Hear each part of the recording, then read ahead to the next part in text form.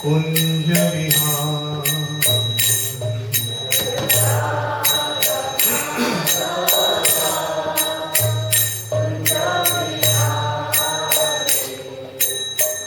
गोपीजन वल्लभ गिरिवरनाथ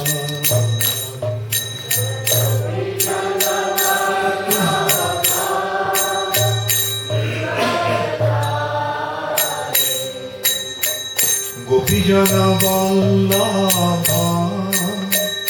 गिरिवरनाथ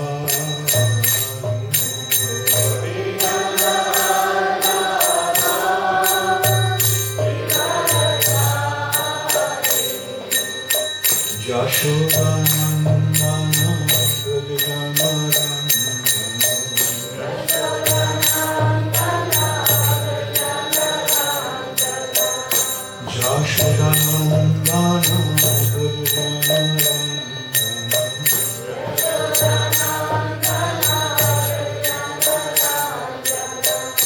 यमुना तीरा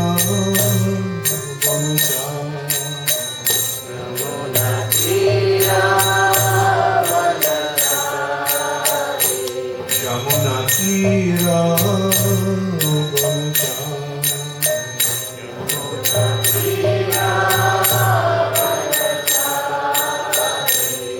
जय राधा माधव कुंज विहार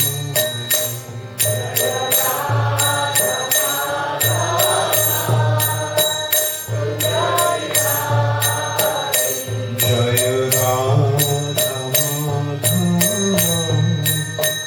कुंज विहार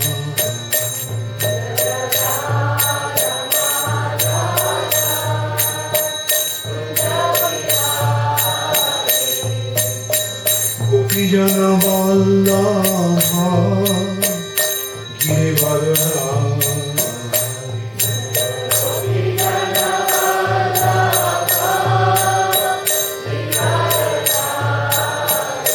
जय गोपीजन वल्लभ गिरिवरनाथ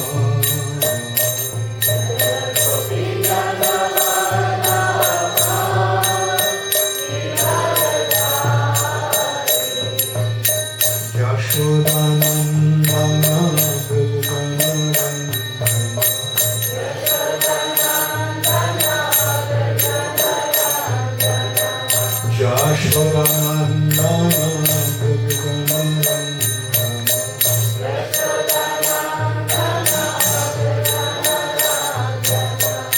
यमुना तीरा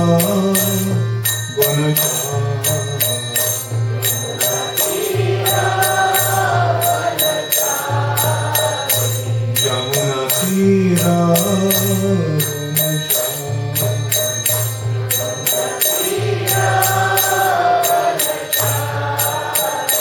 जय राधा माधव कुंज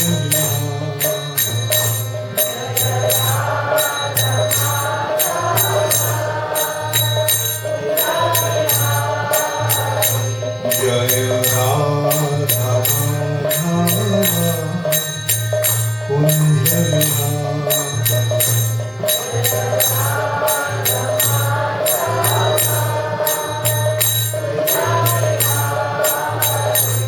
जय श्री कृष्ण चैतन्य प्रभु नित्यानंद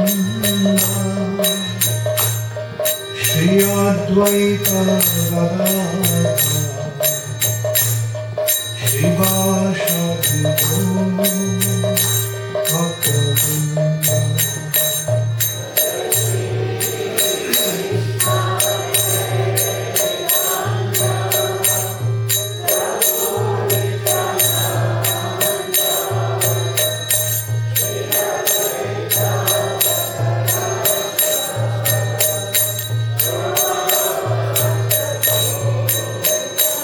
जय श्री कृष्ण चैतन्य प्रभु Nityanand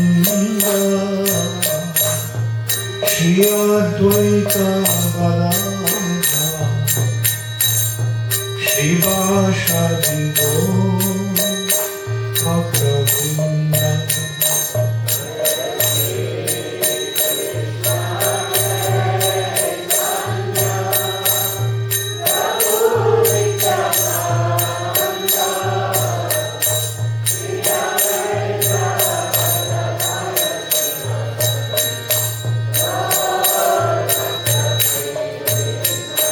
Jaya Shri Krishna Chaitanya Prabhu Nityananda Shri Advaita Gadadhara Shivasadi Bhakta-vrinda.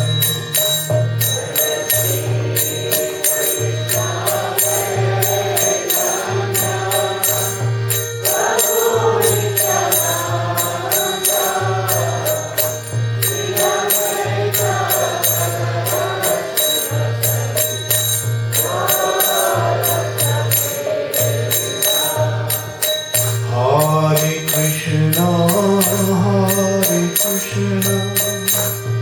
Krishna Krishna, Hare Hare, Hare Rama, Rama Rama.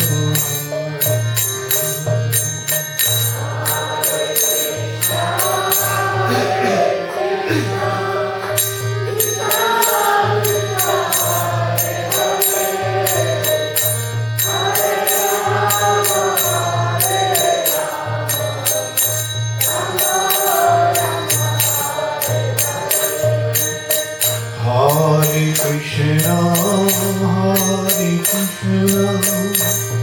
Krishna Krishna, Hare Hare, Hare Rama,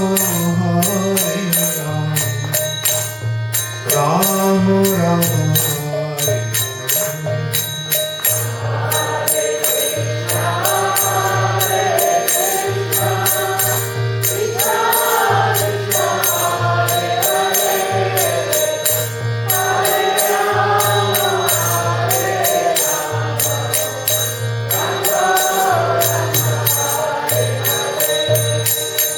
Hare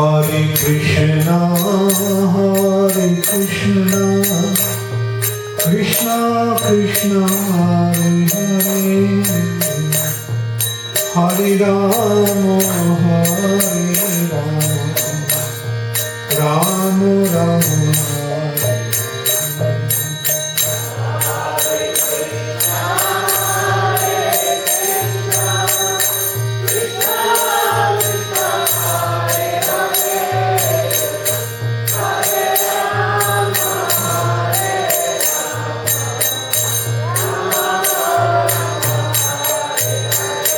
Nitai Gaur Hari Bol, Hari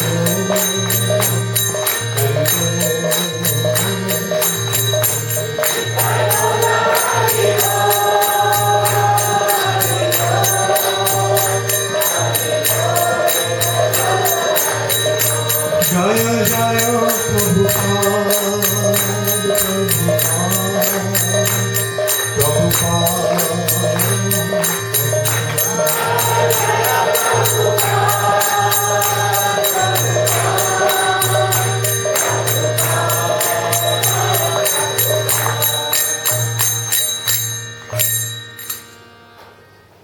Gaur Premanande Hari. Namo Om Vishnu Padaya Krishna Prishnaya Bhutale Srimate Bhaktivedanta Swami Namane. Namaste Saraswati Deve Gauravani Pracharane Nirvishesha Shunyavadi Pashtattam Srila Prabhupada. Hare Krishna. So everyone is rested well, chanted your rounds. How many of you have finished all your rounds? Oh, wonderful. How many of you have done at least 12 or more? How many of you have done 8 or more? 8 or more. Those who have done 12, 16, please. Okay. So take advantage of this opportunity. Away from home, away from all the hassles. Now you are in a sort of temple atmosphere. Although we are not having Mangalarati. But get up early, chant your round, and morning hours are a very good time to chant. You will notice when you chant in the morning, your rounds go so quickly. And the later in the day it goes, longer it takes to finish it.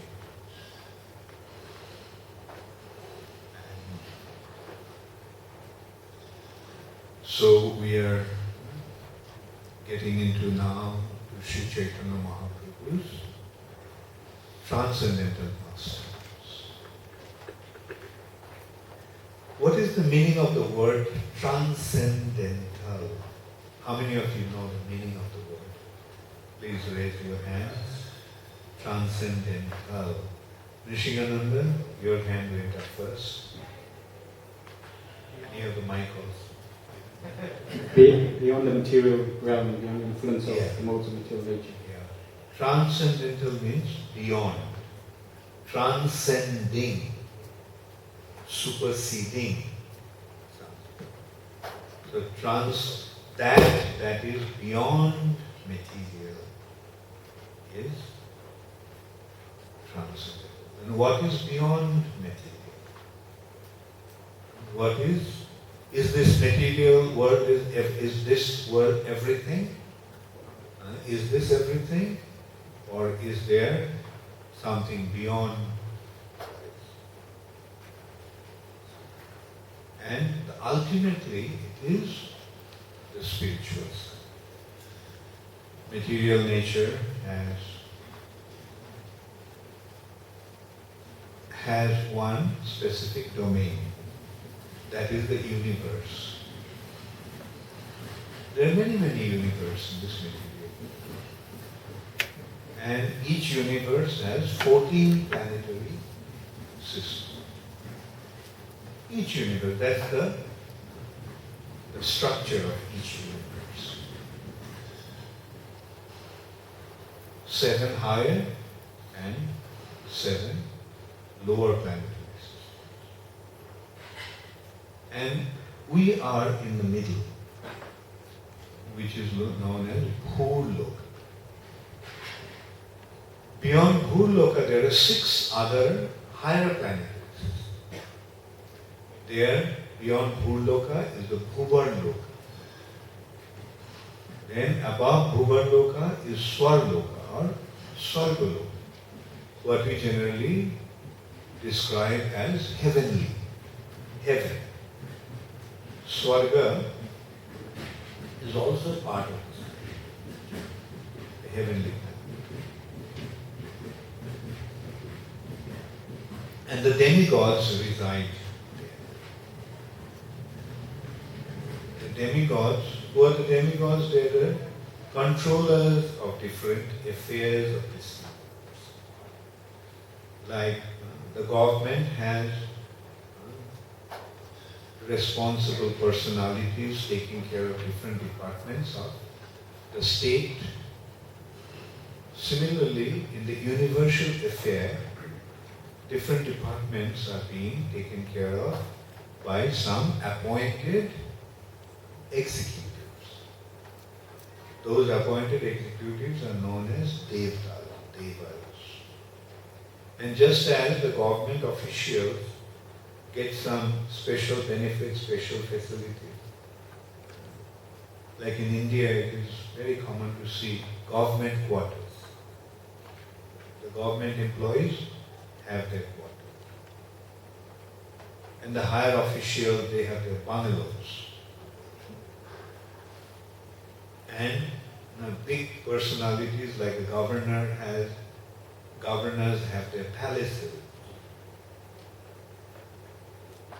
So this is how, just as government officials get facilities from the government, in the universal affair, these executives who are taking care of different regions or different areas of responsibility, they get some facilities.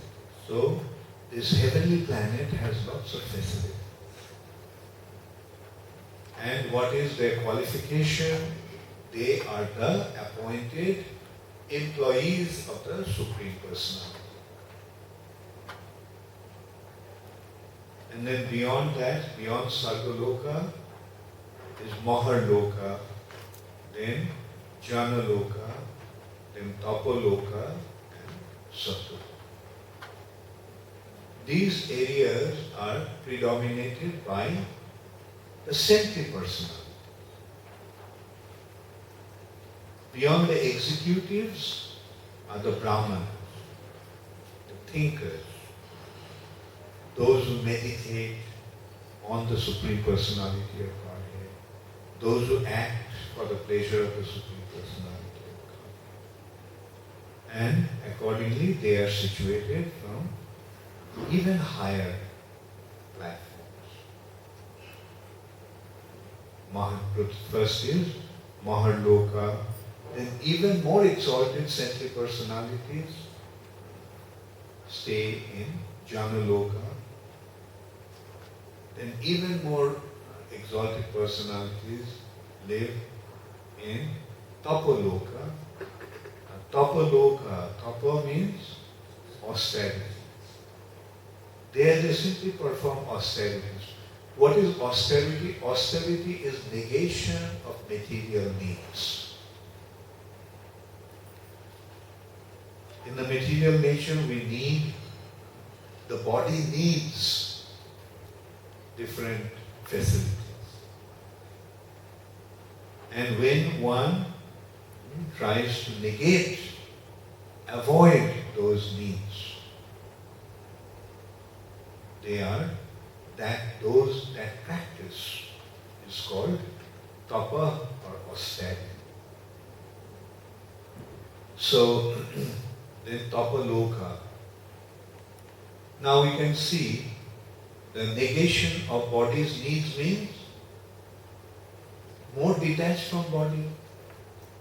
And more detached from body means more attached to the spiritual existence. So this way we can see the more spiritual one becomes, more exalted his position becomes in the universal.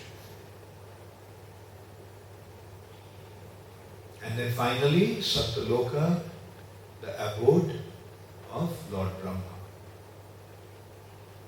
And all these planets are inhabited by living entities.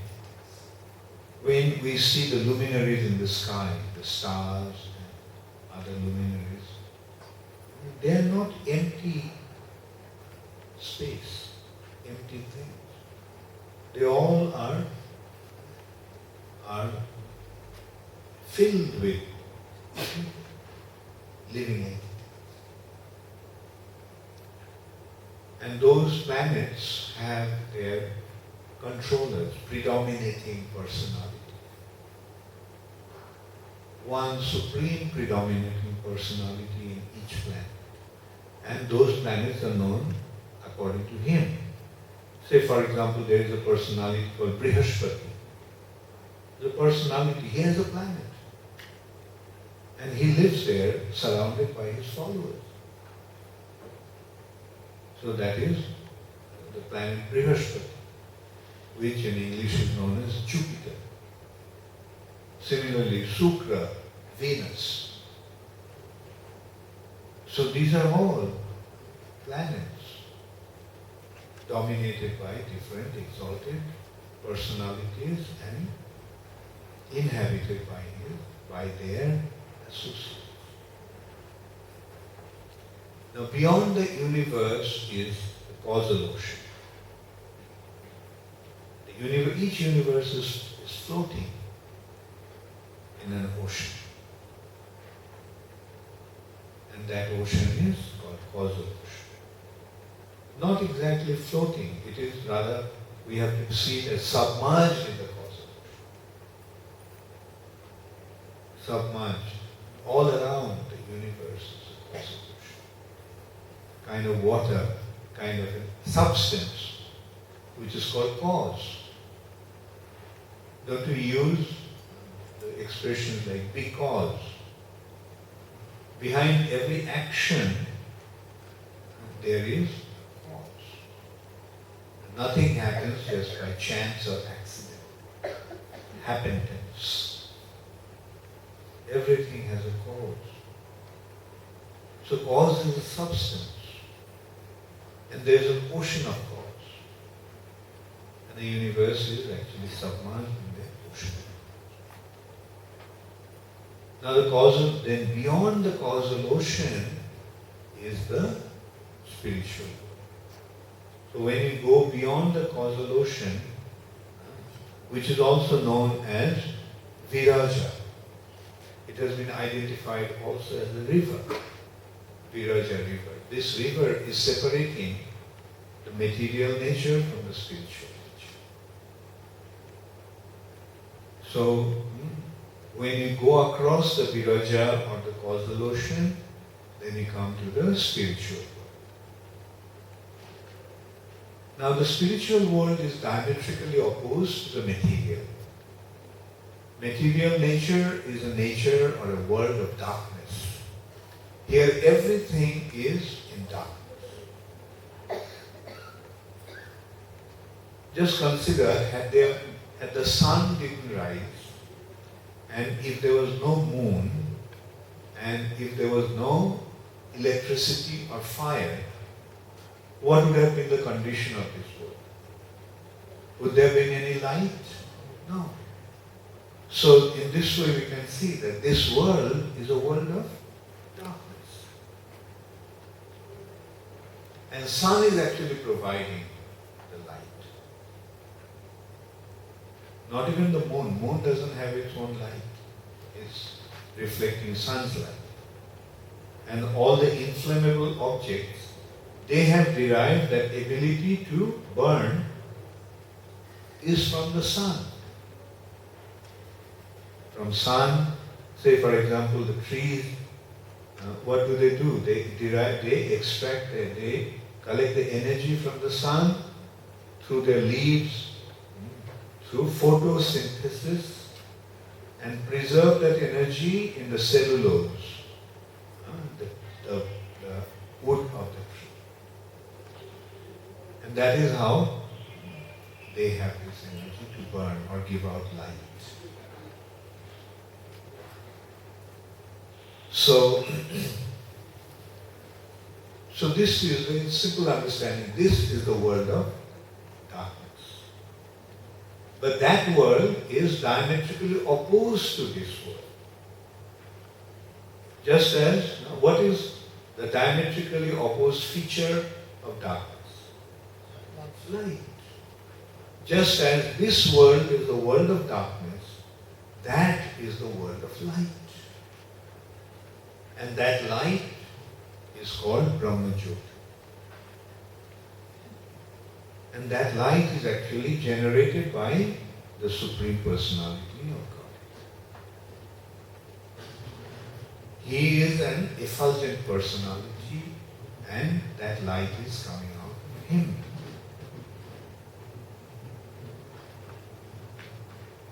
And beyond that light, there are planets. Just as this is the world of darkness, and there are different planets in that darkness. There also in the world of light, there are different planets.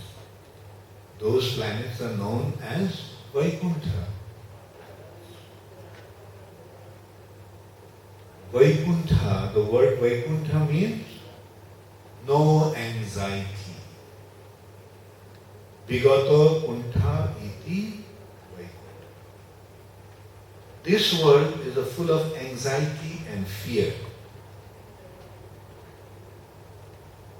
The anxiety and fear are actually connected to each other. From anxiety comes fear. And some fear causes anxiety. It'll be interesting to note in German, the word expression for fear is Angst. Angst. See the link? Anxiety and Angst. Also in Dutch. Also in Afrikaans. So this is the reality. This is the world of anxiety. And that is the world where there is no anxiety.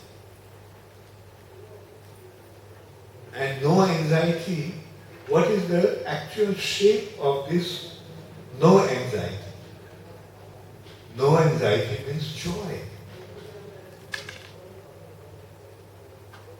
So this is the world of anxiety, world of fear, world of anxiety due to suffering. That is the world of what is opposed, diametrically opposed to suffering. Joy. That is the world of joy. Now just consider our situation. Where are we actually from? We are from that world. But somehow or other we have fallen here. Is it a very pleasant situation? Therefore the Lord makes the arrangement to reclaim us from here and take us back to the world of joy. And in order to do that, He makes various arrangements. In order to do that, in order to reclaim us, He comes Himself from there. And He reminds us, why are you suffering here? You are actually meant to enjoy.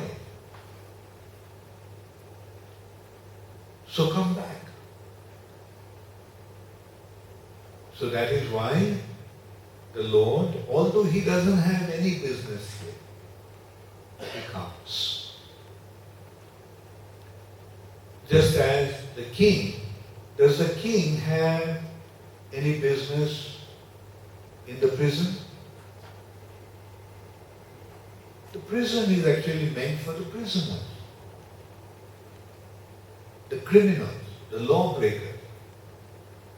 It's a place where they suffer to learn their mistakes and rectify them. That is the purpose of the prison house. So this material nature is like a prison. Now who goes to the prison? The criminals. So those who are here, who are they? Yes, criminals. Now, what is the definition of crime? The definition of crime is disobedience to law.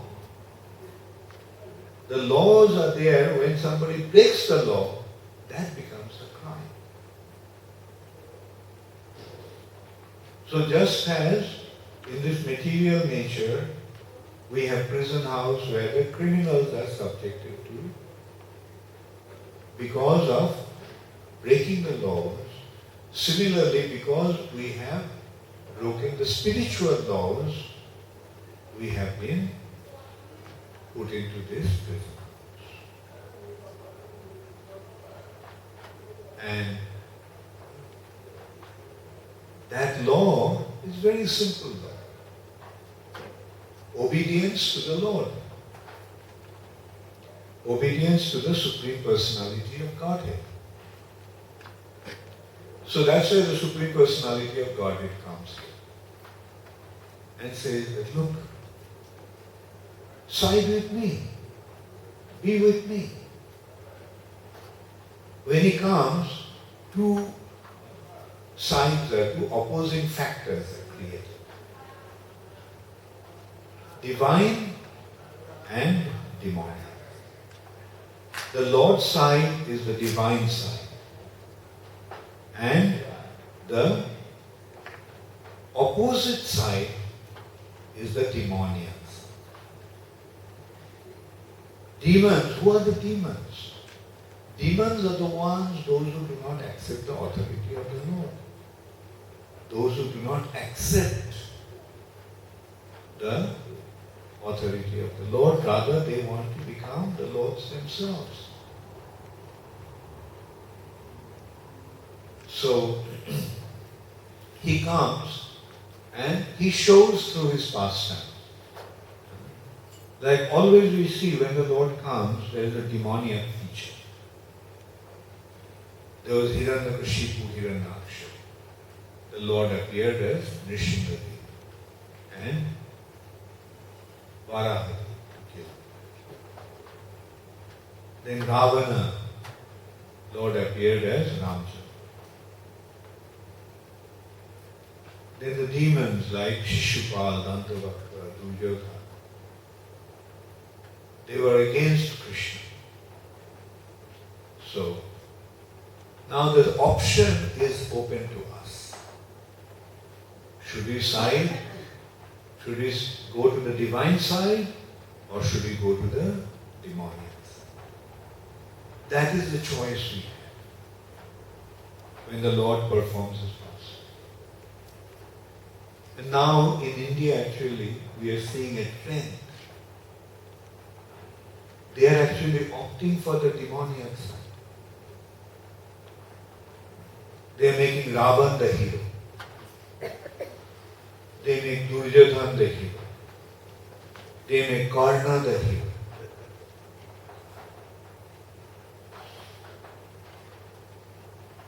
But actually, in the normal society, everyone understands who to follow. Like we grew up with the understanding to side with Ramchandra, to side with Krishna, to side with the Pandavas, be like Arjuna. So that is the purpose of Lord's appeal. And the Lord sends His devotees also. Sometimes He Himself comes and sometimes He sends His devotees. His devotees are His agents. They carry His message to tell people what to do, who to side, by glorifying the Supreme Personality. They don't blindly follow the Lord. They see the wonderful qualities of the Lord that automatically inspires one to follow the Lord.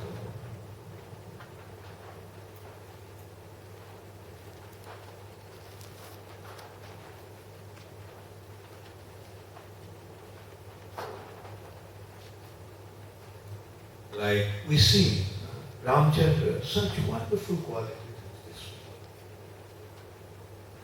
Krishna, all the wonderful qualities.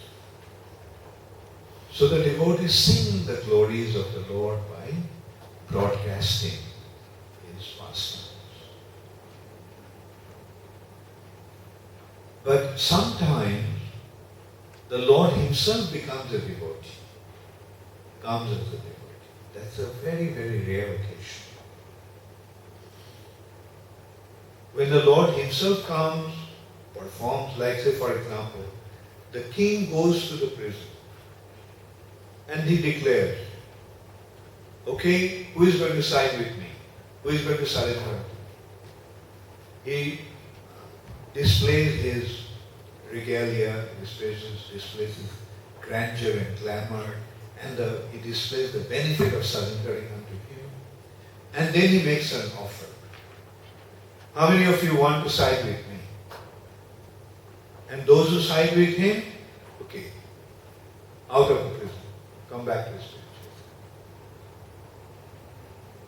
So that is how the Lord does, the King of Kings, comes to this prison house and he makes that condition.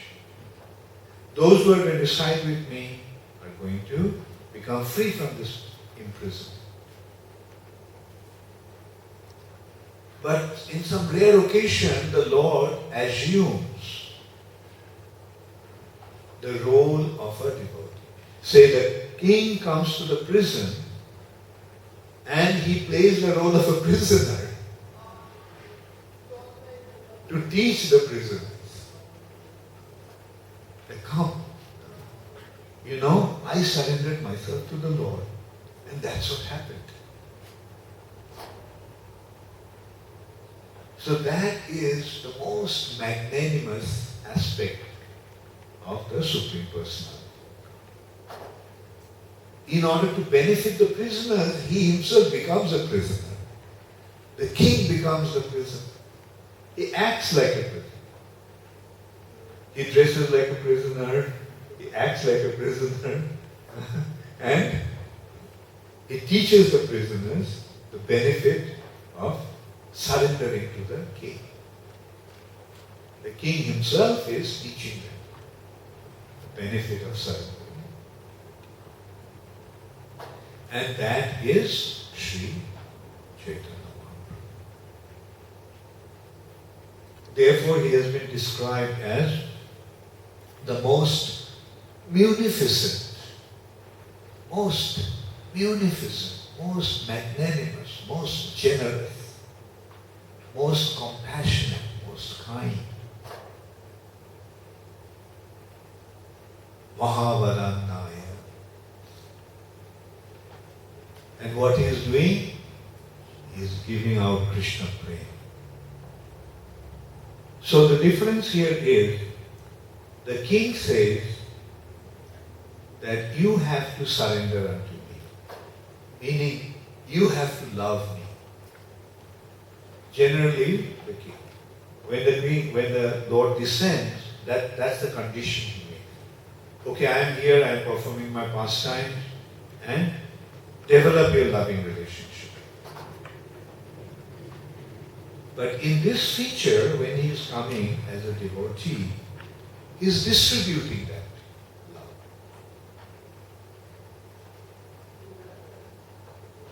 Previously, it was conditional. One has to decide for himself to love the Lord. Now here, he is giving him the love of the Lord.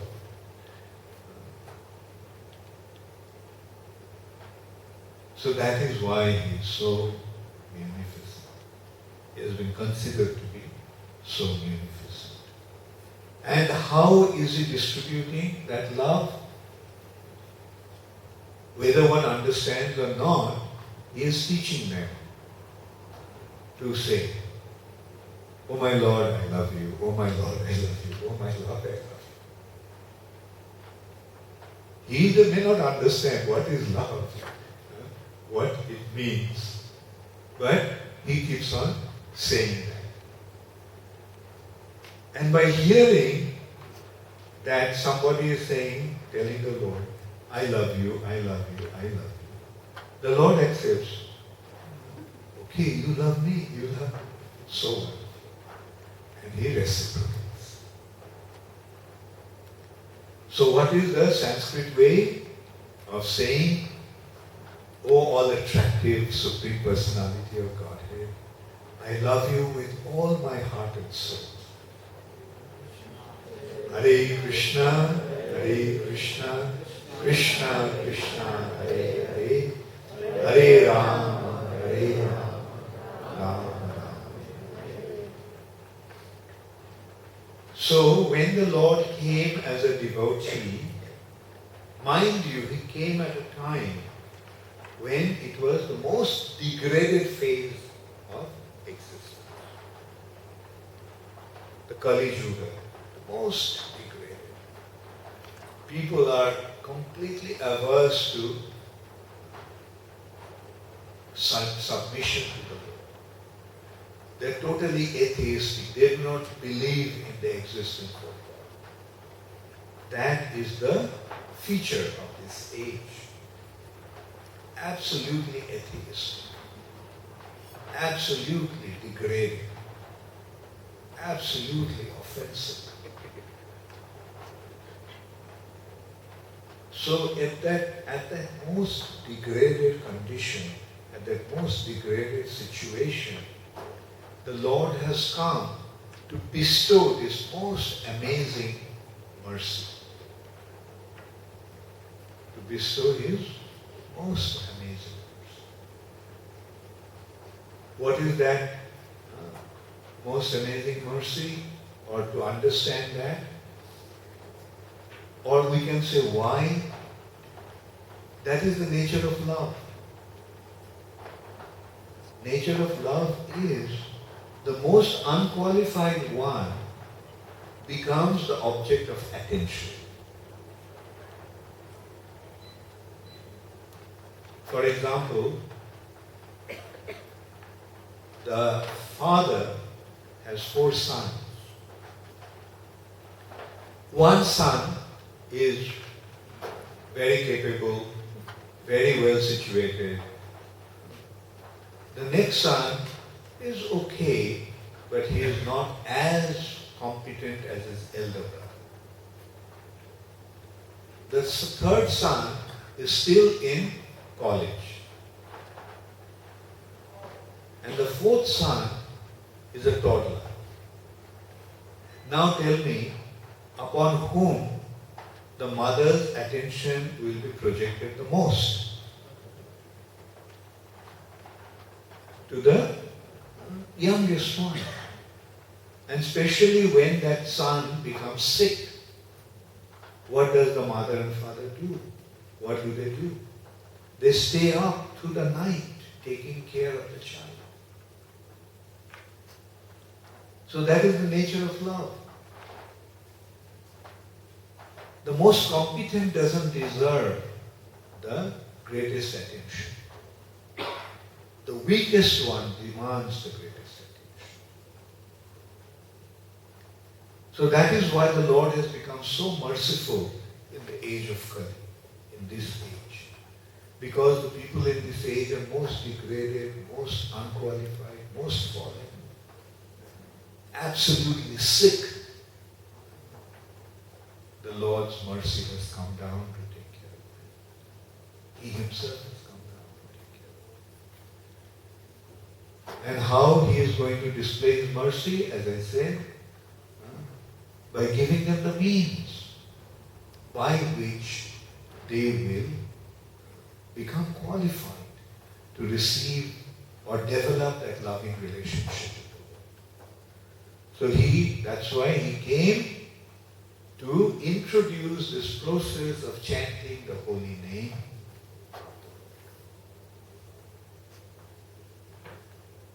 That's why He came in the age of Kali. And when He descended, when He appeared, what did He do?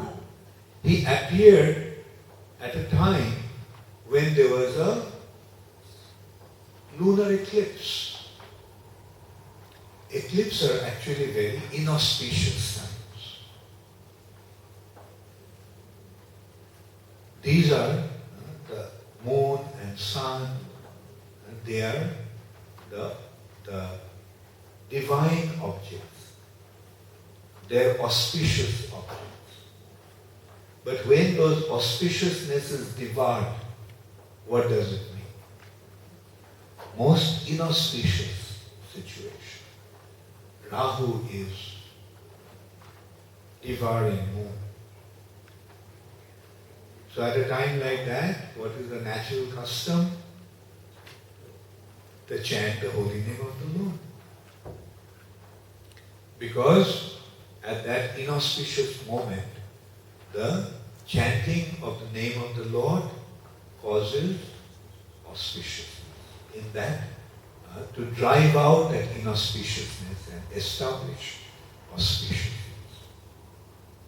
So the Lord descended at a time, appeared here at a time, took His apparent birth in this planet at a time when there was lunar eclipse.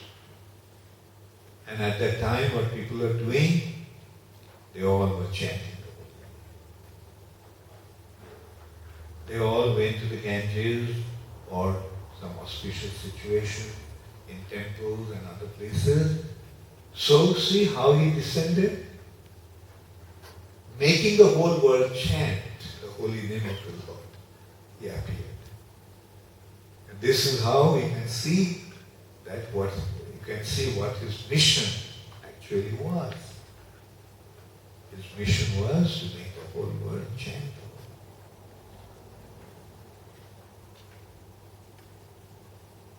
And then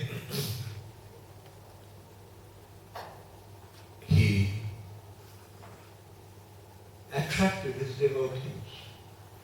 Some of the devotees recognized that he was the Supreme Personality of Godhead. And especially his grandfather, his maternal grandfather, was a great astrologer. In India there is a culture of calculating the person's future from the time of his birth. The time when one takes birth, seeing the position of different stars and planets, they can determine the whole entire life of that person. Seeing how different planets' influence will be casted on him. And on a day-to-day they can actually measure. And his maternal grandfather, after reading his horoscope, meaning seeing the position of the stars and planets, he could make out that he is the Supreme Personality of God. Because this kind of characteristics are not possible with an ordinary living entity, no matter how exalted it may be. So in this way, some individuals, some exalted devotees recognized him. Prior to that also we have seen that the demigods have come and offering prayers to Mother Sachi when Chaitanya Mahaprabhu was in her womb.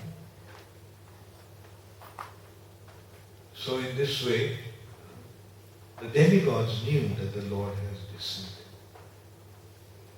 As I was mentioning yesterday, the purpose of this seminar, describing these pastimes of the Lord, is to make everybody recognize that Sri Chaitanya Mahaprabhu is the Supreme Personality of Godhead. The Supreme Personality of Godhead has descended as Sri Chaitanya.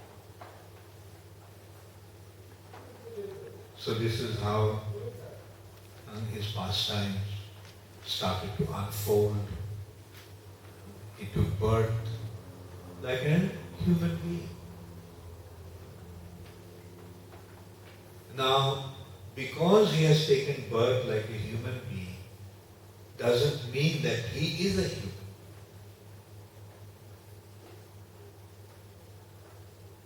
One should not make a mistake like as people do nowadays. He has taken birth, I have taken birth. If he is God, then I can be God. He looks like a human being, I am a human being. Therefore, if he can be God, I can be God. So these are the unfortunate features of this degraded age of God. People are so envious that they cannot surrender to the Lord. Rather, they want to become the Lord, want to become the Supreme Controller themselves. But when we see the life and activities of Sri Chaitanya Mahaprabhu, it's so amazing that when we go through them, then we cannot possibly have a shadow of doubt that he is the Supreme Personality. And another thing that Prabhupada wanted Prabhupada did not want us to blindly accept something. Prabhupada wanted us to justify whatever we accept. Probe into it, find out why it is. Prabhupada used to push us at it in his challenge. He used to challenge us to make us accept it in a proper way, with proper understanding, with proper knowledge. Prabhupada didn't want us to even accept, because I am saying it, we have to accept. No, use your intelligence and find it.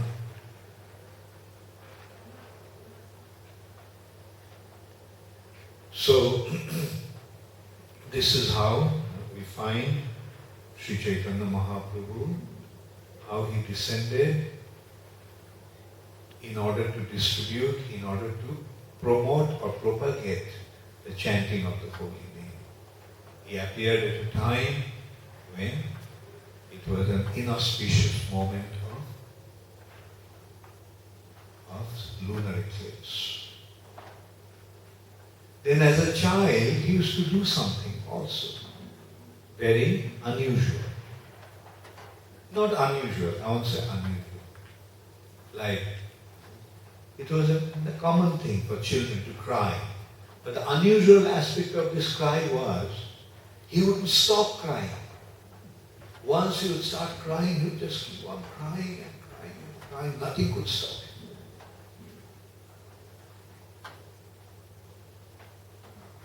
Babies cry, but then if they are treated by the mother or others, take them onto the lap and take them around, they stop crying. But this baby wouldn't stop. Lying in his cradle, he was crying and crying, nothing would stop. Then one day, it so happened, sometimes somebody exclaims, like, oh my Lord, why is he crying like that? Oh Krishna, why doesn't he stop crying? And immediately the child stopped crying. Everyone was surprised, what's happening? He was crying in such a way and all of a sudden he stopped. Then again he started crying and he wouldn't stop. And then somebody again said, oh Krishna, and he stopped crying. So now they understood how to stop him from crying. How to stop him from crying? He would cry, and the moment you chant the holy name of the Lord, he would stop crying. And as you stop chanting the holy name of the Lord, he would start crying. So this is how he made everybody chant the holy name of the Lord, even as a little baby. So you can see at the time of his appearance, he made everyone chant the holy name, and as a little child, in the pretext of chanting, in the pretext of crying, he made others to chant. So this is how, from his childhood, he started to make everyone chant the holy name.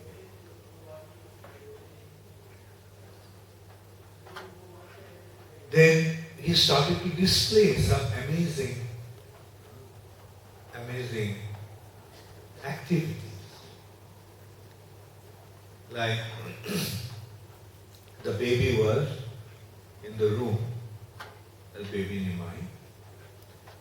The mother is doing her household chores, the father is busy doing something. And then all of a sudden, from the room, they heard the sound of ankle bells. And they were surprised. What is there in the room? Where the ankle bells, where the sound is coming from? Then they went to the room and they found some footprints, as if somebody had been walking in that room. The baby is lying on the bed. He doesn't have any ankle belt on his ankles. And they began to wonder what happened. And in their innocent way, they felt maybe the Bal Gopal who is there in the altar, the Bal Gopal came out of the altar and he was walking around. And it is the ankle bells from his ankle that made that sound. Then the boy started to crawl. The babies, they walk on their hands and feet. That's their first move. So the baby is crawling, sometimes he's crawling in the courtyard, sometimes he's crawling. So as a baby Nimai, one day he was crawling in the courtyard. And Mother Sachi came out of the house and she saw the child is running after a snake. There's a huge snake.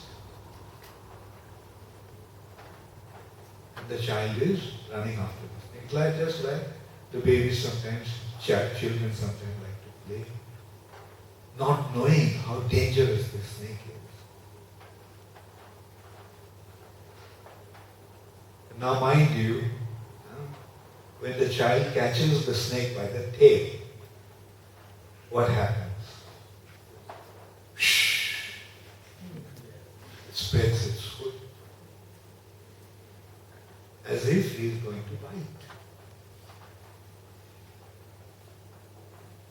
But instead of biting, the snake did something which is equally dangerous. It coiled around the child's body. And the child happily lying in the coil of the snake. Now consider the condition of the mother. Everyone came running, hearing that cry of the mother. And the conditions, seeing the situation, they couldn't figure out what to do. Because if they will approach the snake now, the possibility that the snake may bite the child.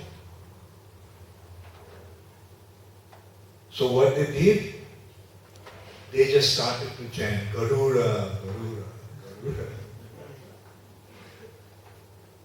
Because snakes are afraid of Garuda. So, at that time, the snake left the child and slithered away.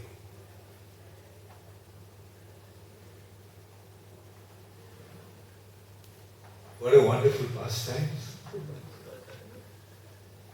Causing so much anxiety, and then you see the relief. Now the consideration is, who is that snake? Anantashesh. He came to play with his brother, Krishna. Balaram, as Anantashesh came to play with Krishna, Chaitanya.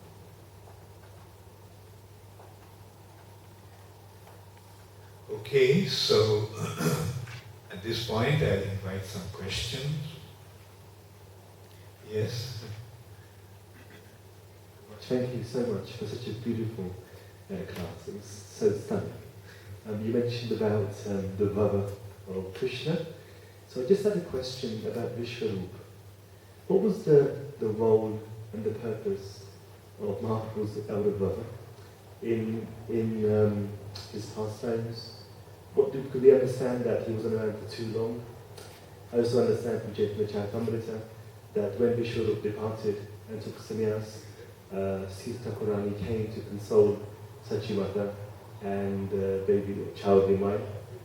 So my question is, what is the role of Vishwarup in Mahaprabhu's Leela, and what do we understand from his Yogadana? Yes. Chaitanya Mahaprabhu is Krishna. And before Krishna came, Balaram came as Vishnu. One way of looking at it is, you see, Balaram actually makes all the arrangements for Krishna. Like when Krishna becomes Garbhodakshai Vishnu and decides to lie in the Garbha ocean, he needs a bed.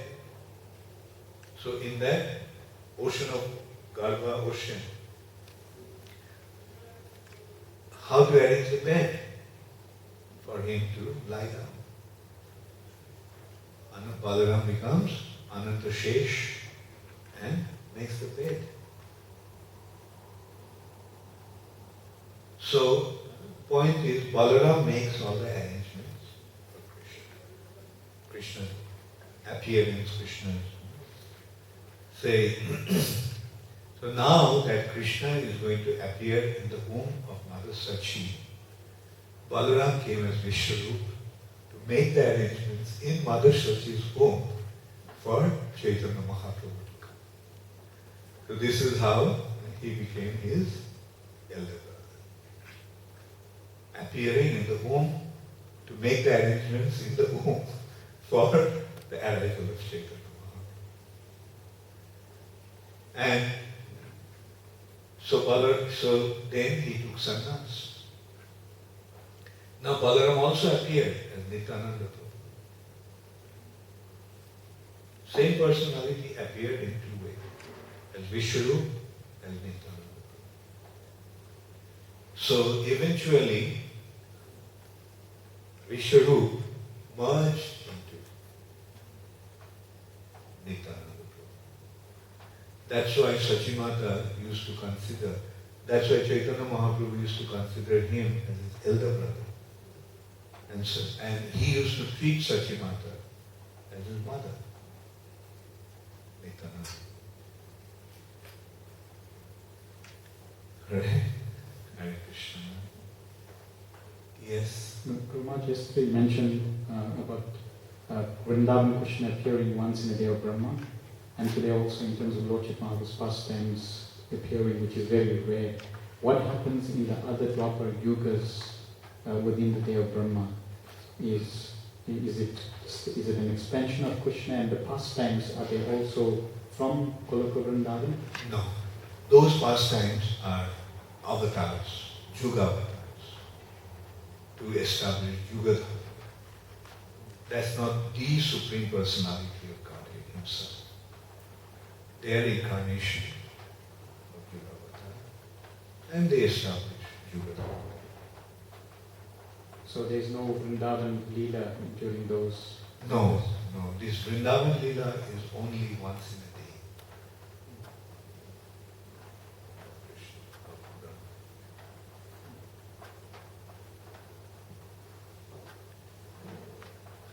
Any other question?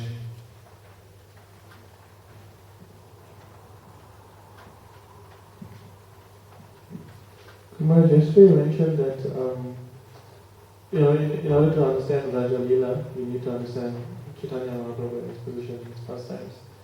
So then shouldn't we be getting Chaitanya Charitamrita first and then Srimad Bhagavatam? Or?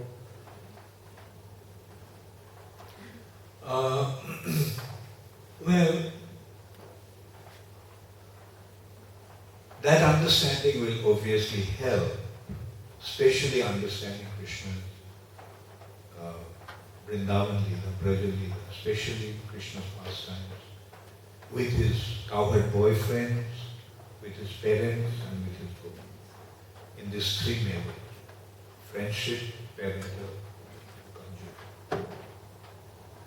But Srimad Bhagavatam has to be studied first, or before that, Because Bhagavatam is not only revealing Krishna's Brahma. Bhagavatam is gradually taking us to the Brahma.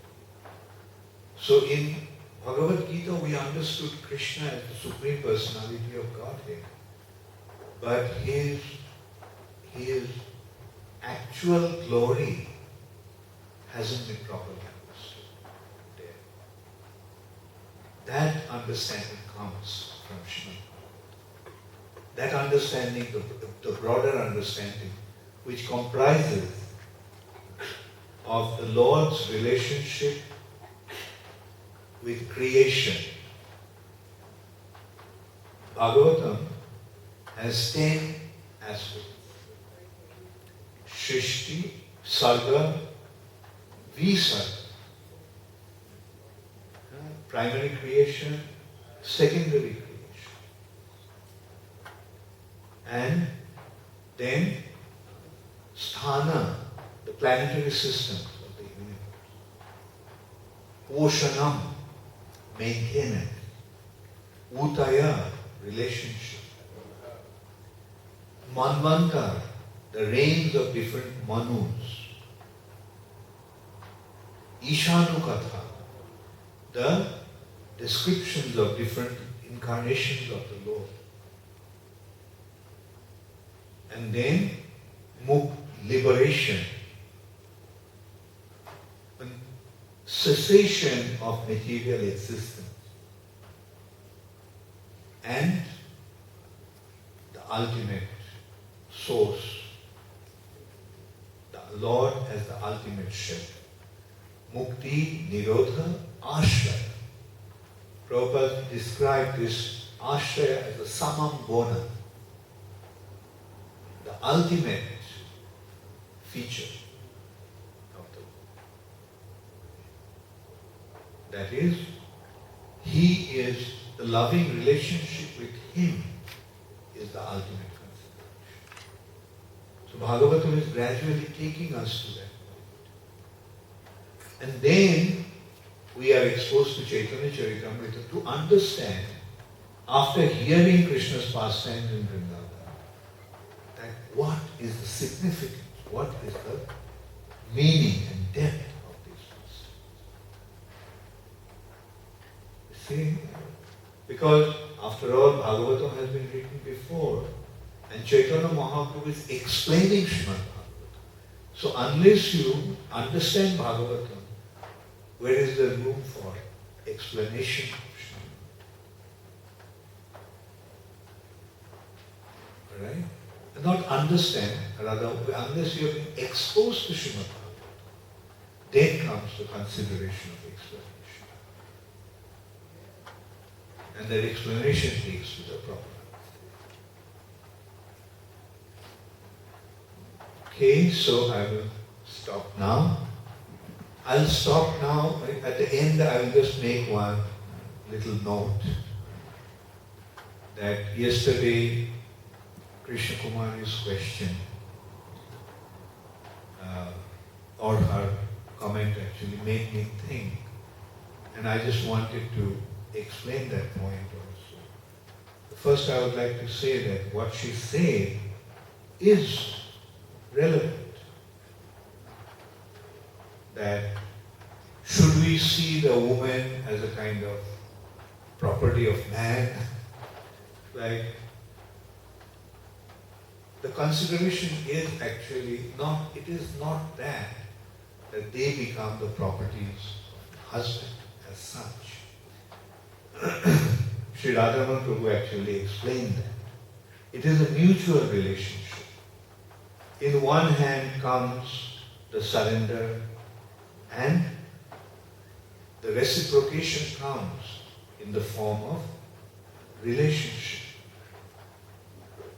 Like, as he pointed out, Sakhya. The wife submits herself to the husband, and then the husband accepts the wife as his life's partner, not as a slave. It is not a relationship of slavery. It is a relationship of companionship. And that partnership is giving rise to the relationship of friendship. We doing things together. So, now I'll go to the main point actually. Ultimately, there are two considerations. One is a relative consideration and the other is the absolute consideration. In the material nature, all these aspects that the scriptures are indicating is actually a relative consideration. In ultimate issue, it is not factual. In ultimate issue, that is not what it is meant to be. And in order to go to the ultimate issue, say when it comes to proprietorship, who is the actual proprietor? There might be secondary proprietors as such. Like a king may claim that his kingdom belongs to him. But is that the ultimate consideration? No. The king must understand, he must recognize his kingdom belongs to Krishna. And he acts as a representative. So that is what the secondary or relative consideration and ultimate consideration.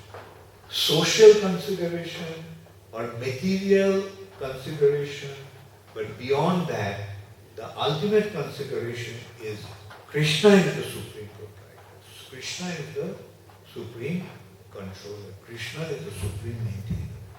So the goal of the scriptures is to take us to that level. But in order to take us to that level, the scriptures are giving some mandates. Is giving some secondary arrangement in order to uplift one to that ultimate concept. So I thought I would explain it to your comment. Krishna Kumari. You want to say something?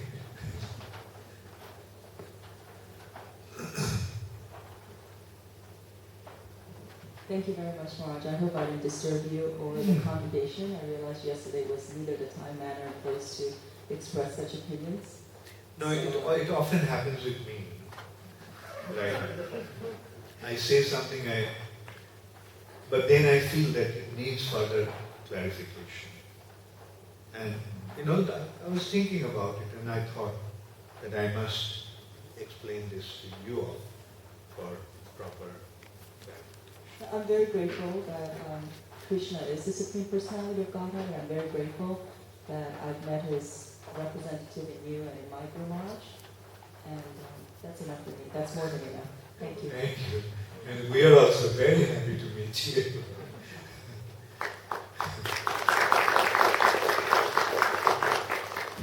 Hare Krishna, all glories to Srila Prabhupada. I hope the breakfast is ready now. Mahaprasadi Govinde Nama Brahmani Vaishnave Salpa Punna Vatan Rajan Vishashanaiva Jayate Sharira Avidya Jal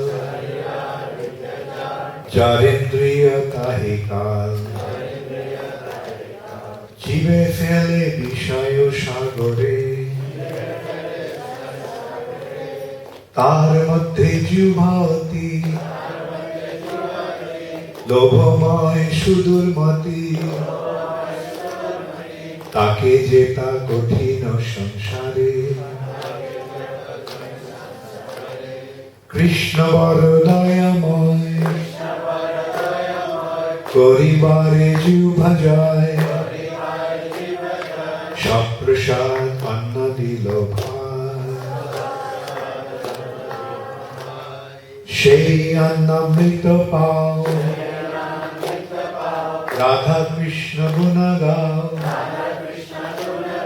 Preme Gako Chaitanya Nitai प्रेमे डाको चैतन्य निताय हरे कृष्णा